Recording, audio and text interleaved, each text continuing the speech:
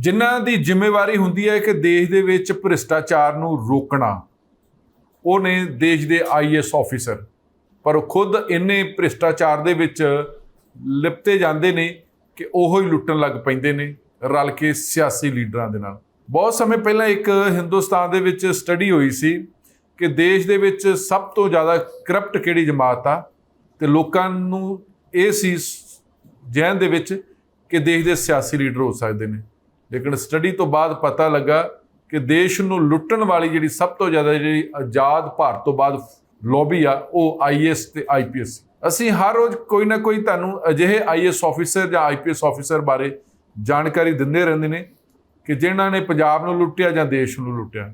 ਤੇ ਉਸੇ ਕੜੀ ਦੇ ਵਿੱਚ ਅੱਜ ਅਸੀਂ ਇੱਕ ਹੋਰ ਆਈਐਸ ਆਫੀਸਰ, ਮਹਿਲਾ ਆਈਐਸ ਆਫੀਸਰ ਨੇ, ਜਿਨ੍ਹਾਂ ਨੇ ਮਨਰੇਗਾ ਦੇ ਤਹਿਤ ਇੰਨੀ ਲੁੱਟ ਮਚਾਈ ਕਿ ਉਸ ਲੁੱਟ ਦੇ ਨਾਲ 2 ਨੰਬਰ ਦੀ ਕਮਾਈ ਦੇ ਨਾਲ ਆਪਣੇ ਹਸਪੀਟਲ ਖੜੇ ਕਰ ਲਏ। ਵੈਸੇ ਤਾਂ ਗਰੀਬਾਂ ਵਾਸਤੇ ਸੀ ਮਨਰੇਗਾ ਸਕੀਮ, ਡਾਕਟਰ ਮਨਮੋਹਨ ਸਿੰਘ ਦੀ ਸਰਕਾਰ ਵੇਲੇ ਸ਼ੁਰੂ ਹੋਈ ਸੀ ਕਿ ਘੱਟੋ ਘੱਟ 100 ਦਿਨ ਰੁਜ਼ਗਾਰ ਦੇਣਾ ਚਾਹੀਦਾ ਲੋਕਾਂ ਨੂੰ। ਉਸ ਕਰਕੇ ਉਹ ਸਕੀਮ ਦਾ ਨਾਂ ਸੀ ਮਹਾਤਮਾ ਗਾਂਧੀ ਮਨਰੇਗਾ ਸਕੀਮ ਸ਼ੁਰੂ ਕੀਤੀ ਗਈ ਸੀ, ਮਹਾਤਮਾ ਗਾਂਧੀ ਨੂੰ ਸਮਰਪਿਤ। ਲੇਕਿਨ ਇਸ ਔਰਤ ਆਫੀਸਰ ਨੇ ਉਸੇ ਸਕੀਮ ਦੇ ਤਹਿਤ ਇੰਨਾ ਖਜ਼ਾਨਾ ਲੁੱਟਿਆ, ਆਪਣੇ ਕੋਠੀਆਂ ਭਰ ਲਈਆਂ, ਜ਼ਮੀਨਾਂ ਲੈ ਲਈਆਂ, ਹਸਪੀਟਲ ਖੋਲ੍ਹ ਰਹੇ, ਲੈਬੋਰਟਰੀਆਂ ਖੋਲ੍ਹ ਲਈਆਂ। ਲੇਕਿਨ ਜਦੋਂ ਪਰਦਾ ਫਾਸ਼ ਹੋਇਆ ਤੇ ਫਿਰ ਇਸ ਆਫੀਸਰ ਨੂੰ ਸਸਪੈਂਡ ਕਰ ਦਿੱਤਾ ਗਿਆ। ਫਿਰ ਪਤਾ ਲੱਗਾ ਕਿ ਜਿਹੜੀ 2 ਨੰਬਰ ਦੀ ਕਮਾਈ ਕੀਤੀ ਹੈਗੀ ਆ, ਉਹ ਵਿਦੇਸ਼ਾਂ ਦੇ ਵਿੱਚ ਵੀ ਗਈ ਆ। ਤੇ ਜਦੋਂ ਵਿਦੇਸ਼ਾਂ ਵਿੱਚ ਕਮਾਈ ਆਉਂਦੀ ਜਾਂ ਜਾਂਦੀ ਆ ਤੇ ਫਿਰ ਈਡੀ ਦੀ ਵੀ ਕਾਰਵਾਈ ਸ਼ੁਰੂ ਹੋ ਜਾਂਦੀ ਆ, ਇਨਫੋਰਸਮੈਂਟ ਡਾਇਰੈਕਟੋਰੇਟ।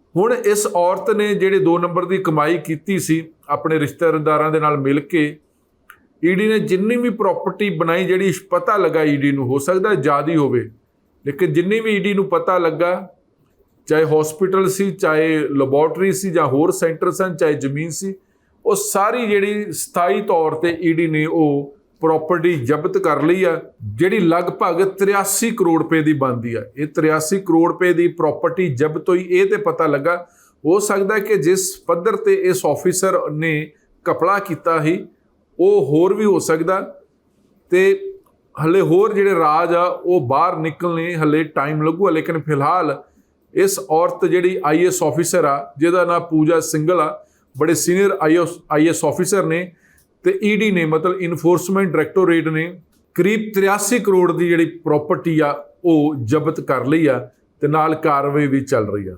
ਮਨਰੇਗਾ ਘੁਟਾਲੇ ਦੇ ਵਿੱਚ ਜਦੋਂ ਈਡੀ ਨੇ ਜਾਂਚ ਸ਼ੁਰੂ ਕੀਤੀ ਤੇ ਫਿਰ ਪਰਤਦਾਰ ਪਰਤਾਂ ਖੁੱਲੀਆਂ ਤੇ ਪਤਾ ਲੱਗਾ ਕਿ ਇਸ ਔਰਤ ਆਫੀਸਰ ਨੇ ਕਿਵੇਂ 2 ਨੰਬਰ ਦੀ ਕਮਾਈ ਕੀਤੀ, ਤੇ ਕਿਵੇਂ ਸਕੀਮ ਦੇ ਵਿੱਚ ਗਰੀਬਾਂ ਨਾਲ ਧੱਕਾ ਕੀਤਾ, ਤੇ ਕਿਵੇਂ ਲੁੱਟਿਆ, ਤੇ ਕਿਵੇਂ ਰਿਸ਼ਤੇਦਾਰਾਂ ਦੇ ਨਾਮ ਤੇ ਅਲੱਗ-ਅਲੱਗ ਖਾਤੇ ਖੁਲਵਾ ਕੇ ਬੈਂਕਾਂ 'ਚ ਤੇ ਫਿਰ ਪੈਸੇ ਜਮ੍ਹਾਂ ਕੀਤੇ।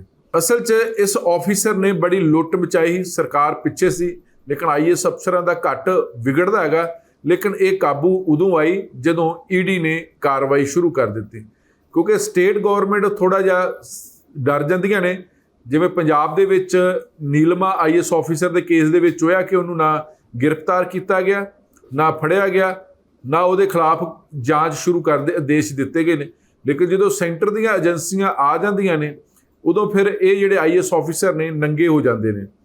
ਹੁਣ ਈਡੀ ਨੇ ਜਿਹੜੀ ਮੁਅੱਤਲ ਚੱਲਦੀ ਆ ਰਹੀ ਸੀ ਆਈਐਸ ਆਫੀਸਰ ਪੂਜਾ ਸਿੰਘਲ, ਉਹਨੂੰ ਉਹਦੇ ਪਤੀ ਅਭਿਸ਼ੇਕ ਨੂੰ ਇੱਕ ਹੋਰ ਝਟਕਾ ਦਿੱਤਾ ਹੈਗਾ। ਈਡੀ ਨੇ ਇਹਨਾਂ ਦੀ ਜਿਹੜੀ ਪ੍ਰਾਪਰਟੀ ਹੈ, ਜਿਹੜੀ ਕਰੀਬ 82 ਕਰੋੜ 77 ਲੱਖ ਲਗਭਗ 83 ਕਰੋੜ ਦੀ ਜਿਹੜੀ ਜਾਇਦਾਦ ਆ, ਉਹ ਸਥਾਈ ਤੌਰ ਤੇ ਜ਼ਬਤ ਕਰ ਲਈ ਆ।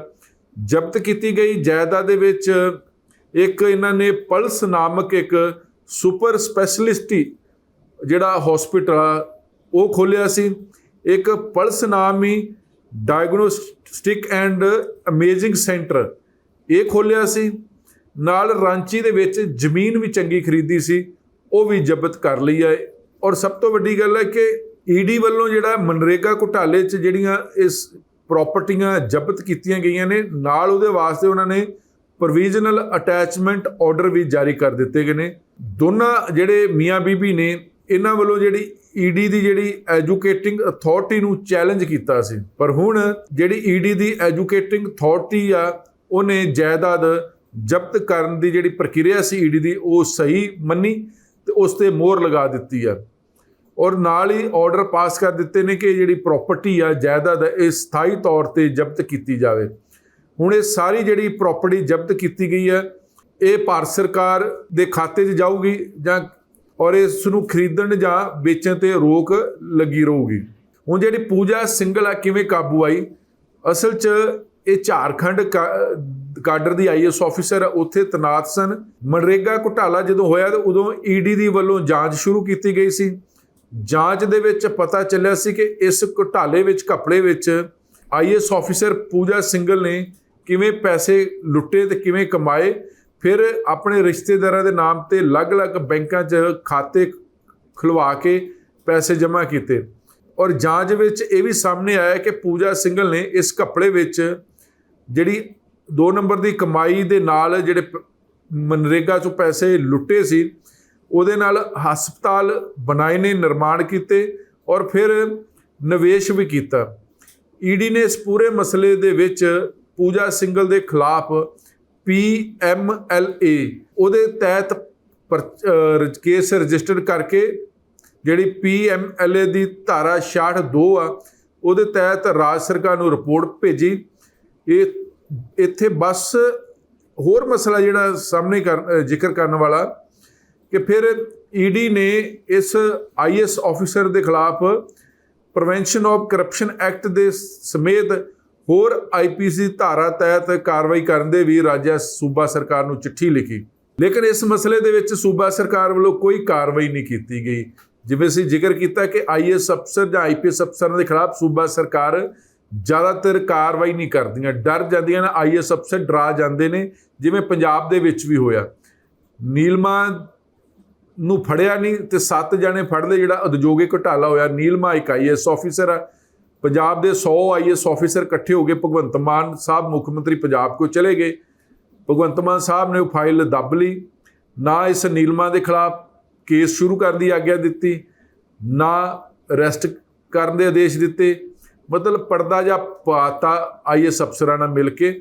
ਔਰ ਬਾਕੀ ਜਿਹੜੇ ਲੋਕ ਫੜੇ ਗਏ ਨੇ, ਪਿੱਛੇ ਜੇ ਹਲੇ ਵੀ ਮਸਲਾ ਚੱਲਦਾ ਕਿ ਅਮਰੂਦਾਂ ਦੇ ਬਾਗ ਨੂੰ ਲੈ ਕੇ ਕਿਵੇਂ ਪੰਜਾਬ ਦੇ ਖਜ਼ਾਨੇ ਨੂੰ ਲੁੱਟਿਆ ਗਿਆ, ਉਹਦੇ 'ਚ ਵੀ PCS IAS ਆਫੀਸਰ ਨੇ, ਲੇਕਿਨ ਕੋਈ ਕਾਰਵਾਈ ਨਹੀਂ ਹੋਈ। ਇਸੇ ਤਰ੍ਹਾਂ ਜਦੋਂ ਈਡੀ ਨੇ ਪਰਚਾ ਦਰਜ ਕਰਨ ਵਾਸਤੇ ਸਰਕਾਰ ਨੂੰ ਆਦੇਸ਼ ਜਾਰੀ ਕੀਤੇ ਤੇ ਝਾਰਖੰਡ ਸਰਕਾਰ ਨੇ ਵੀ ਕੋਈ ਕਾਰਵਾਈ ਨਹੀਂ ਕੀਤੀ। ਫਿਰ ਇਸ ਮਸਲੇ ਦੇ ਵਿੱਚ ਜਦੋਂ ਮਨਰੇਗਾ ਘੁਟਾਲੇ ਦੇ ਵਿੱਚ IAS ਪੂਜਾ ਸਿੰਗਲ ਸਮੇਤ ਬਾਕੀ ਜਿਹੜੇ ਕਥਿਤ ਦੋਸ਼ੀ ਸੀ, ਜਦੋਂ ਉਹਨਾਂ ਨੂੰ ਚਾਰਜਸ਼ੀਟ ਦਾਇਰ ਕੀਤੀ ਗਈ ਤਾਂ ਫਿਰ ਮਾਮਲਾ ਅੱਗੇ ਚੱਲਿਆ।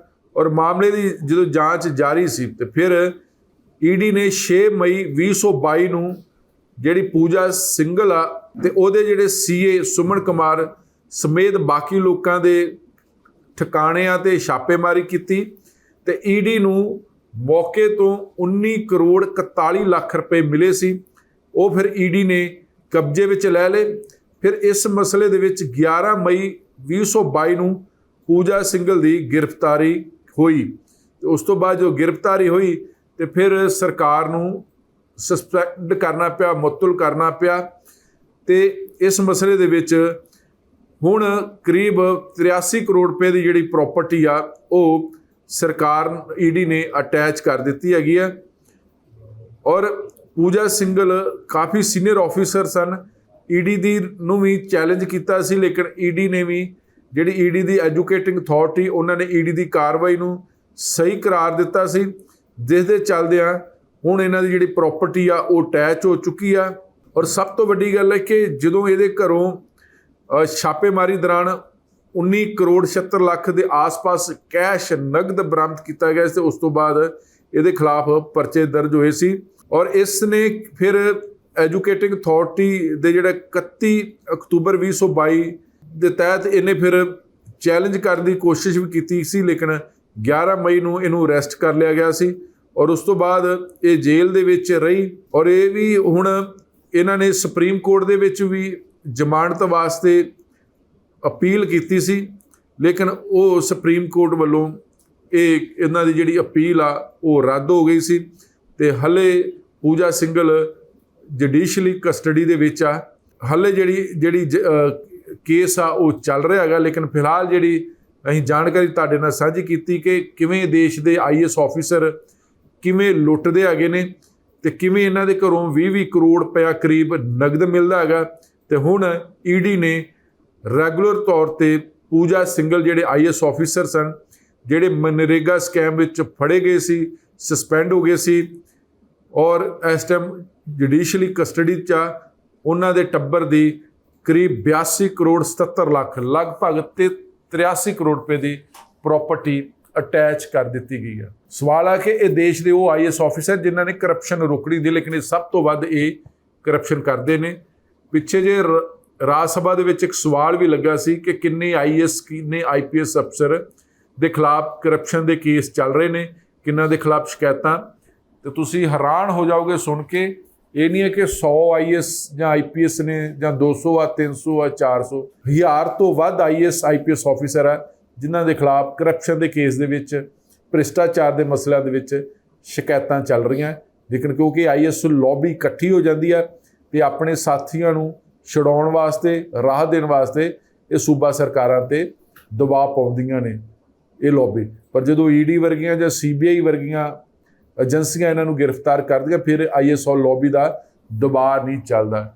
ਅਗਰ ਅਜਿਹਾ ਪੰਜਾਬ ਦੇ ਵਿੱਚ ਜਿਹੜਾ ਉਦਯੋਗਿਕ ਘੁਟਾਲਾ ਹੋਇਆ, ਜੇ ਭਗਵੰਤ ਮਾਨ ਸਾਹਿਬ CBI ਨੂੰ ਇਹ ਕੇਸ ਸੌਂਪ ਦਿੰਦੇ ਤੇ ਲਾਜ਼ਮੀ ਤੌਰ ਤੇ ਜਿਹੜੇ IAS ਆਫੀਸਰ ਨੇ ਇਸ ਘੁਟਾਲੇ ਦੇ ਵਿੱਚ ਉਹ ਵੀ ਫੜੇ ਜਾਣੇ ਸੀ। ਲੇਕਿਨ ਵਿਜੀਲੈਂਸ ਨੇ ਵੀ ਸਰਕਾਰ ਦੀ ਪਰਮਿਸ਼ਨ ਉਡੀਕਦੇ ਰਹੇ ਤੇ ਜਿਹੜੇ IAS ਆਫੀਸਰ ਉਹਨਾਂ ਦੇ ਖਿਲਾਫ ਕੋਈ ਕਾਰਵਾਈ ਨਹੀਂ ਹੋਈ।